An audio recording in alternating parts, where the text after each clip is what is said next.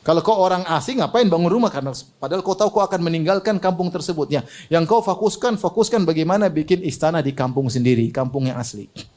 Maka jadilah kau seperti orang asing. Silakan bangun istana di dunia, tapi jangan lupa istana di akhirat harus lebih indah. Harus lebih baik. Oleh karenanya secukupnya, orang asing tidak sibuk-sibuk ngumpulin harta di tempat pengasingan. Yang dia sibuk gimana ngumpulin harta di kampungnya. Punya harta sedekah.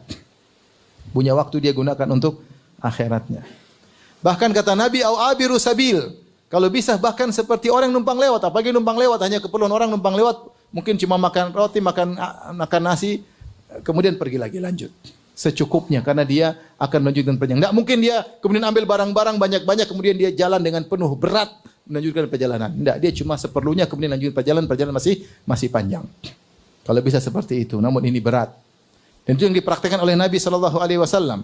Nabi ketika datang Ibnu Mas'ud melihat Nabi SAW tidur di tikar, yang tikar tersebut memberi bekas di lambung Nabi SAW, maka Ibnu Mas'ud berkata, alam nattakhid laka wita'an, ya Rasulullah, bagaimana kalau kita bikinkan anda kasur yang nyaman untuk anda tidur? Kata Rasulullah SAW, mali walid dunia, apa urusanku dengan dunia? Innama mathali wa mathalud dunya karakibin istadhalla tahta syajaratin thumma raha fatarakaha.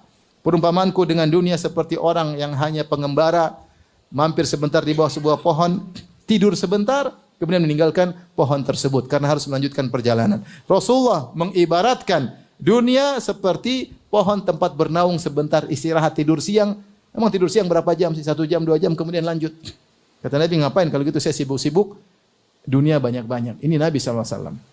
Sampai Ibnu Hajar menyebutkan dalam kitab Ar-Riqab, bahwasanya ada seorang wanita datang ke rumah Nabi SAW.